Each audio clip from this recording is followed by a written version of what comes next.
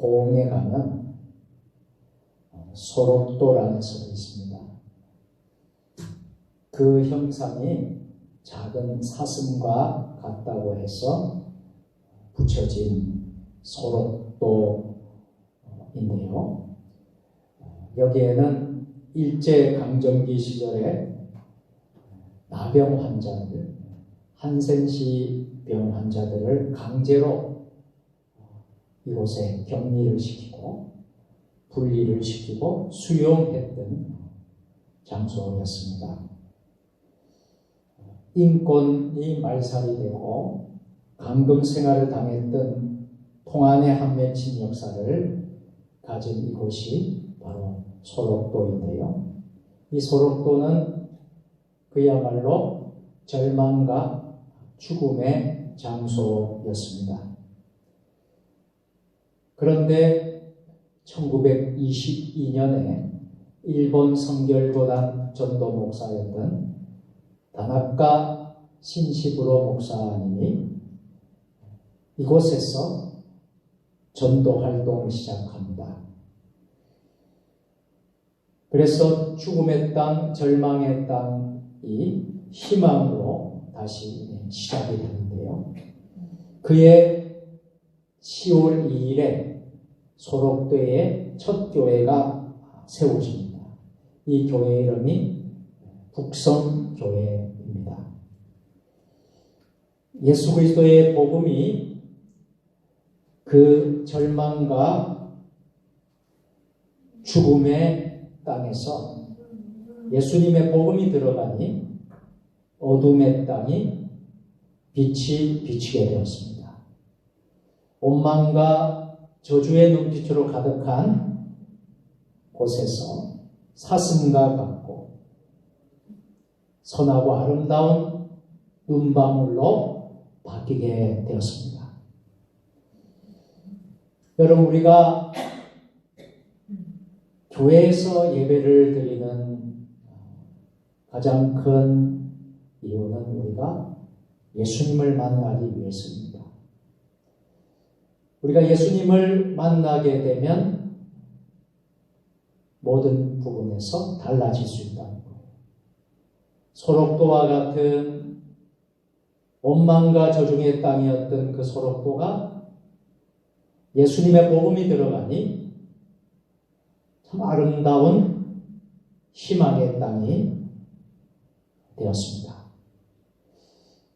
예수님께 가까이 나아가 긍휼을 구하면 놀랍게 변할 수 있습니다. 그래서 우리가 오늘 3일반 예배를 통하여서 우리가 예수님을 만날 수 있게 되기를 바랍니다. 또 예수님께 나아가서 긍휼을 구할 수 있게 되기를 바랍니다. 같이 한번 해보실까요? 예수님을 만나면 달라질 수 있다. 오늘 본문의 내용은 10명의 나병 환자가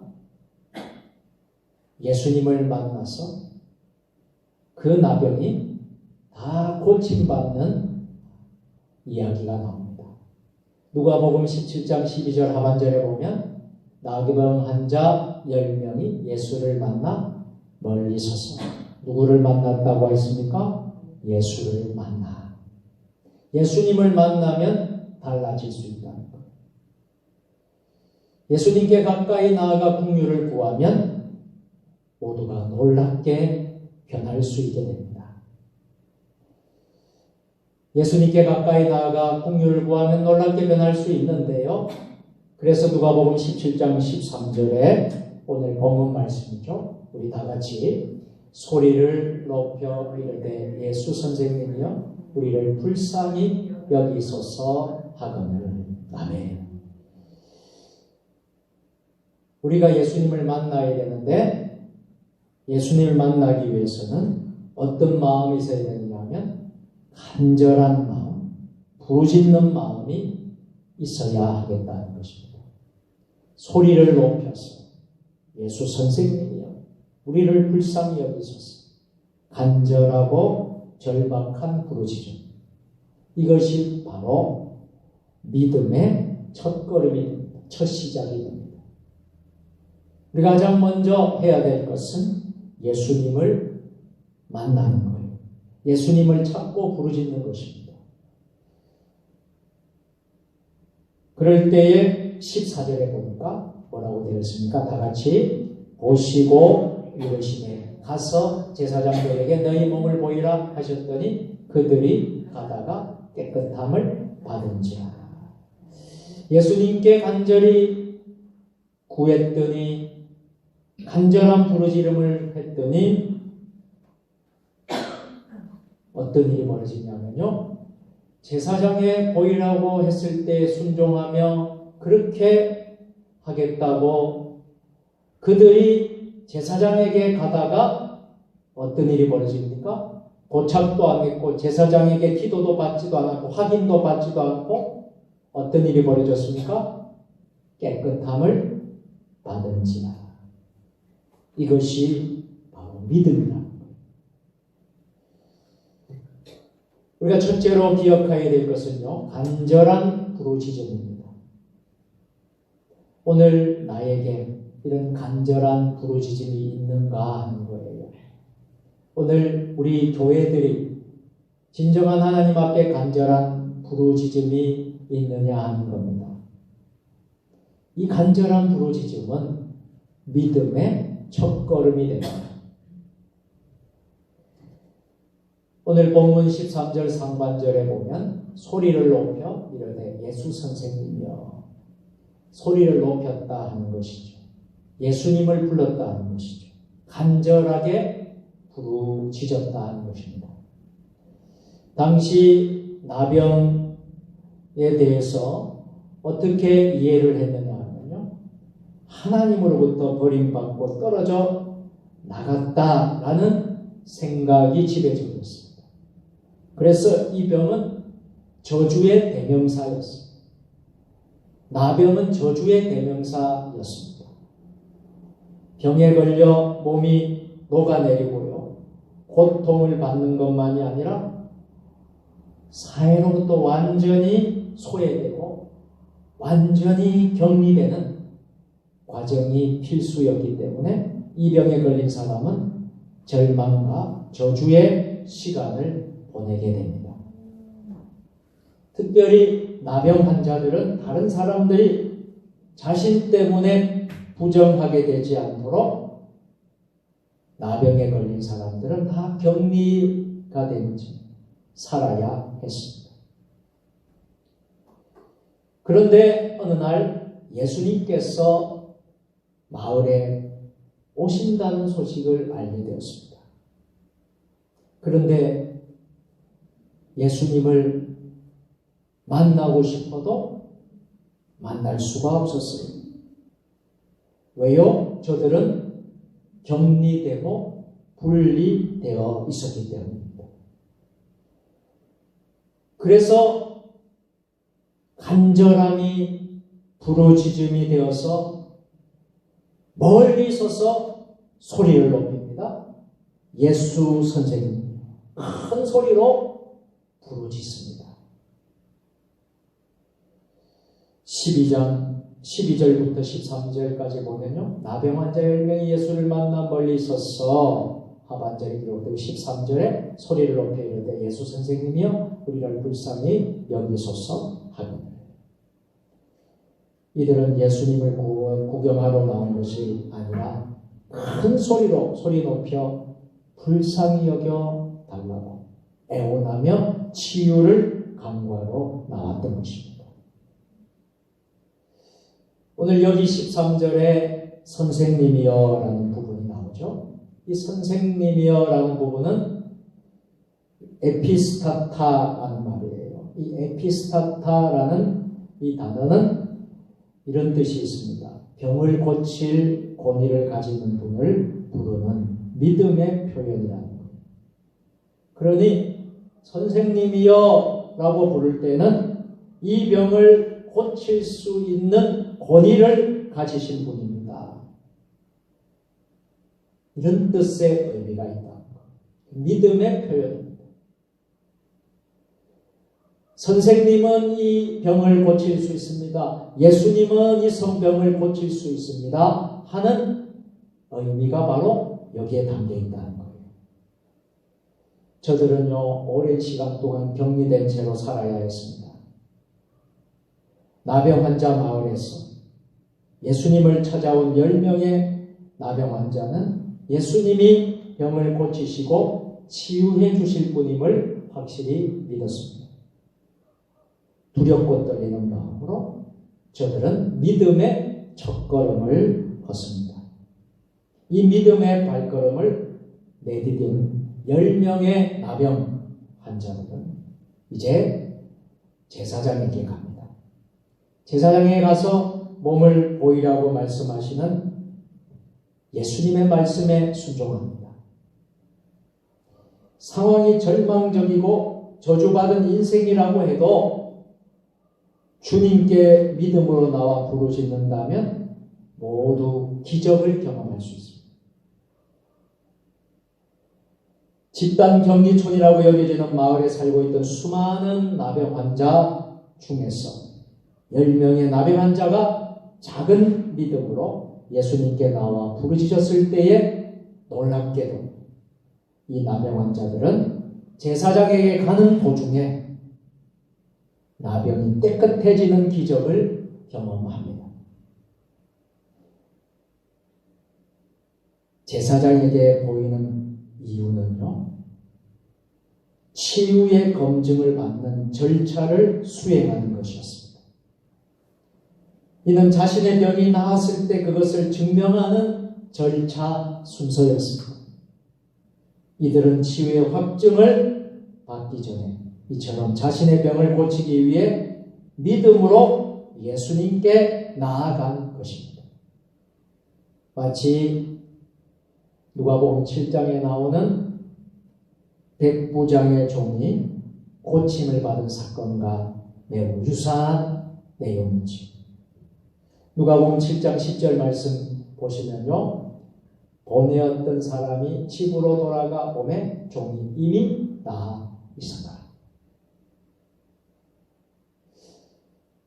이미 나아 있었다는 거예요. 보내었던 사람들이 집으로 돌아가 보니까 종이 이미 나아 있어요. 백부장의 믿음을 보시고 종을 고쳐주신 우리 예수님의 그 말씀 우리는 기억해야 합니다.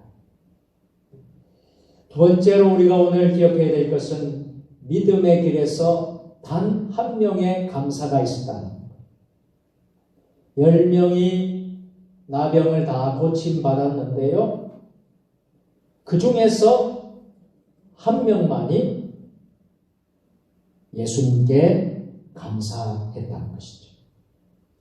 10명의 나병 환자가 믿음으로 예수님께 나와 부르짖었는데 10명 모두 제사장이 가던 길에서 치유를 경험하게 되었습니다. 그러나 오직 그 중에 한 명만 이 큰 소리로 하나님께 영광을 돌립니다. 오늘 본문 15절 말씀이죠. 우리 다 같이 그 중에 한 사람이 자기가 낳은 것을 보고 큰 소리로 하나님께 영광을 돌리며 돌아가. 한번 다시 따라서 해볼까요? 하나님께 영광을 돌리며. 아멘. 오직 10명 중에 한 사람만 하나님께 영광을 돌렸다는 거예요. 하나님께 감사를 드렸다는 거예요. 하나님의 능력으로 치유받았음을 경험하고 그 하나님께 돌아와 감사와 영광을 돌립니다.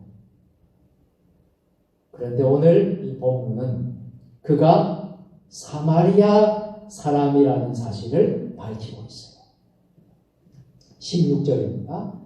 예수의 발 아래 엎드려 감사하니 그는 사마리아 사람이라. 사마리아 사람은 천대받고 심지어 유대인들에게 배척받았던 사람들. 사마리아 사람, 나병 환자 중 그 사람만이 예수님의 발 앞에 엎드려서 감사했다는 거예요.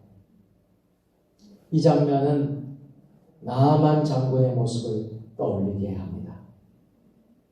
나아만 장군이 나병에 걸려서 큰 고통을 받고 있었죠. 아람 나라의 군대 장관이었습니다. 하나님의 은혜로 요단강에 7번 들어갔다 나오면 고침을 받는다고 했어요. 처음에는 순종을 하지 않았지만 나중에는 순종을 해서 고침을 받게 되죠. 이 고침을 받고 엘리사에게 돌아가 하나님을 인정하고 영광을 돌린 이방인 나아만의 모습.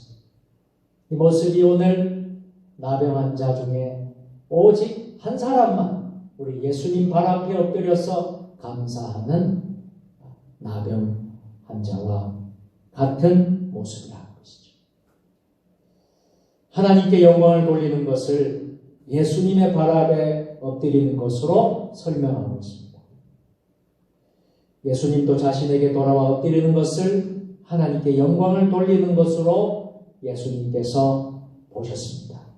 오늘 본문 18절이죠. 자, 18절 다 같이 이 이방인 외에는 하나님께 영광을 돌리러 돌아온 자가 없느냐 하시고, 아멘. 우리 예수님도 예수님에게 돌아와 엎드리는 것을 하나님께 영광을 돌리는 것으로 보신 것입니다. 하나님께 영광을 돌리는 것은요, 유대인들에게는 당연한 믿음의 행위였습니다. 유대인이라면 이와 같은 상황에서 감사를 표현하는 것이 매우 익숙하게 여겨질 것입니다. 그러나 가던 길에서 돌아와서 예수님의 발 아래 엎드린 사람은 오직 한 사람, 사마리아 사람뿐이었습니다. 믿음의 길에서 저마다 문제 해결을 위해서 많은 그리스도인들이, 믿음의 사람들이 신앙생활을 할 수 있습니다. 어떤 사람은 가정의 문제를 안고, 어떤 이는 직장의 문제를 안고, 어떤 이는 건강의 문제를 안고, 취직과 시험과 여러 가지 문제 해결을 위해서 신앙생활을 하고 있습니다. 때로는 소리를 높여 기도할 수도 있고요. 하나님 앞에 수용 가능한 수준에서 순종할 수도 있을 것입니다. 10명의 나병 환자 가운데 9명은 몸이 치유된 것을 경험했습니다. 그래서 제사장에게 가는 것이 매우 중요했습니다. 왜냐하면 그래야 완벽하게 절차상으로 나병이 치유된 것을 제사장으로부터 확증받고 이제는 가정으로 돌아갈 수 있고 사회, 세상 공동체 안으로 소속될 수 있었기 때문이었습니다. 여기 9명에게도 믿음도 있었고 기도도 순종도 있었을 것입니다. 그러나 그들은 절대적으로 중요한 하나를 놓치고 말았습니다. 바로 감사였습니다. 감사. 큰 소리로 기도하는 것 다음에 큰 소리로 감사하는 것을 잊어버리고 말았던 것이죠. 이런 말씀이 있습니다.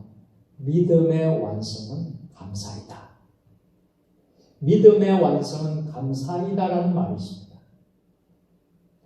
예수님과의 만남을 자신의 필요를 채우는 것으로 제한하면 일시적인 고침과 건져냄은 경험할 수 있겠지만 온전한 구원에 이르지는 못하는 것입니다.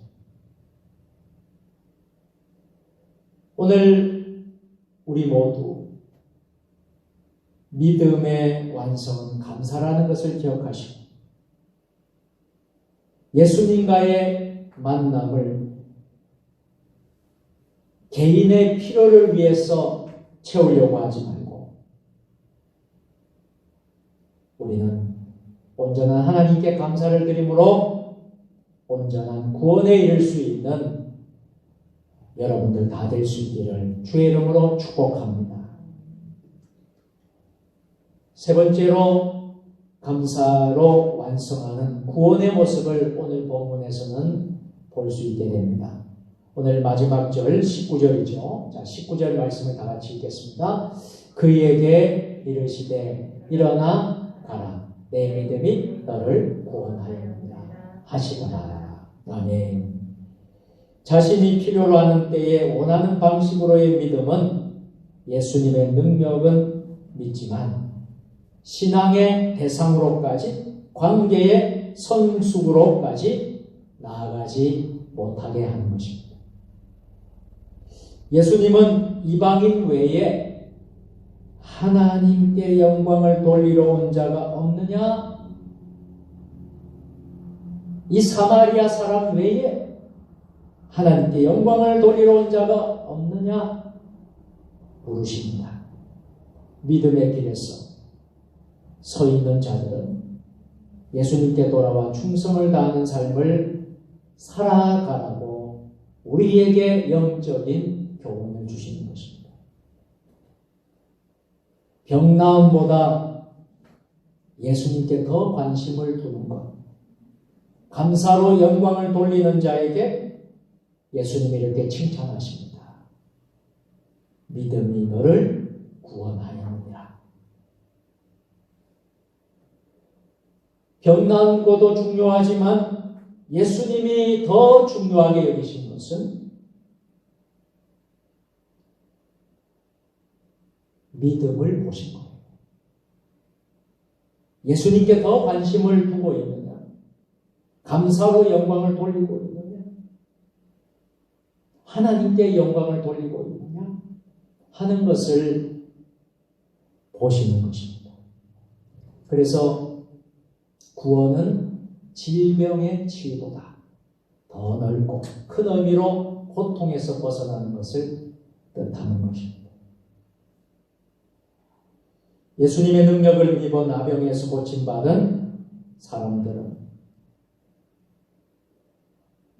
육신의 질병을 받았지만 그러나 더 깊은 예수님께로 9명의 나병 치유받은 사람은 나가지 못했다라는 거예요. 그러나 한 사람은 더 깊은 예수님의 관계로 나가게 되었어요. 그래서 너 믿음이 너를 구원하였다. 주님이 이 감사하는 나병 한 사람에게 칭찬을 보내고 있습니다.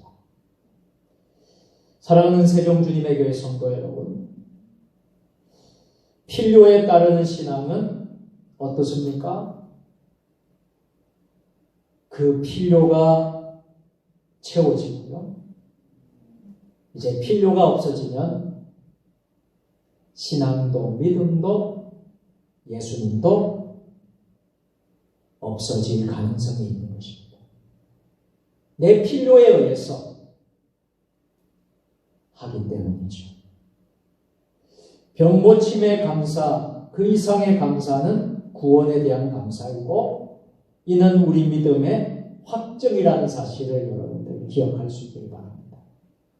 제사장에게 보이는 것보다 더 시급하고 속히 해야 하는 것은 치유의 은혜를 베푸신 예수님을 찬양하는 것, 그분께 감사하는 것, 그리고 그분 발 아래 엎드리는 것, 궁극적으로 하나님께 영광을 돌리는 일인 것입니다. 우리가 믿음생활, 신앙생활 하면서도 이 원리를 우리가 깨달아야 합니다. 이제 말씀을 마무리하도록 하겠습니다.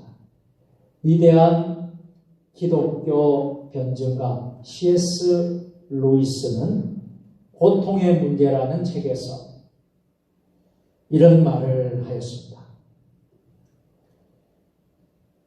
하나님은 우리가 평안할 때는 속삭이며 말씀하시지만 우리가 고통 중에 있을 때는 소리치시는데 이것은 기먹은 세상에 메가폰으로 소리치시는 것이다. 무슨 말씀입니까? 하나님은요, 우리가 평안할 때는 속삭이면서 말씀을 하십니다.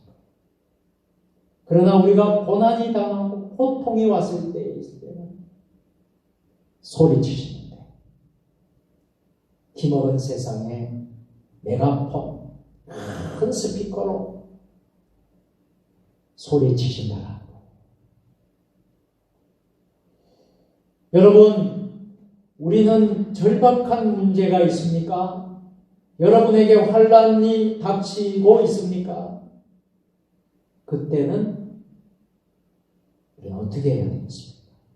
큰 소리로 우리 하나님께 소리를 높여 불쌍히 여겨달라고 외쳐야 한다. 그러나 그 시간에 하나님도 우리에게 나에게 영광을 돌리는 삶을 살라고 우리 하나님도 소리치신다는 것입니다.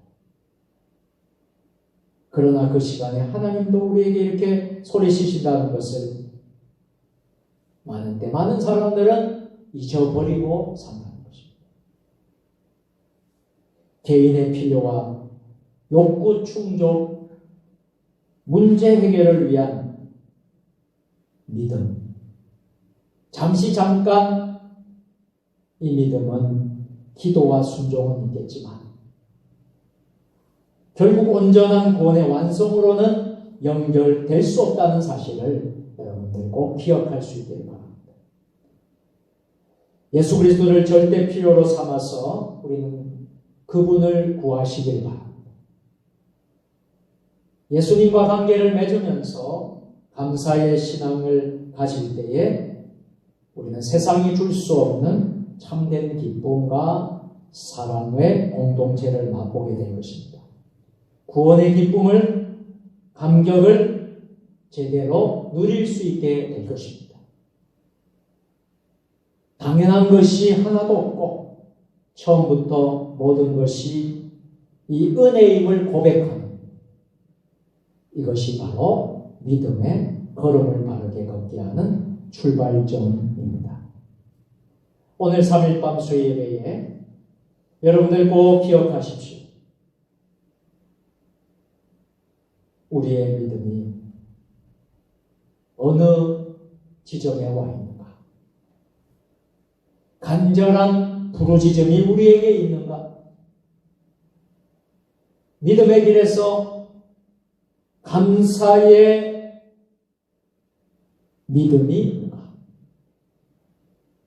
그리고 감사가 우리를 하나님께로 더 깊게 넓게 이끄신다는 것을 여러분들 기억하시고 어떠한 고통이 있을 때에도 우리 하나님께 간절히 부르짖고 또 하나님 발 아래 엎드려서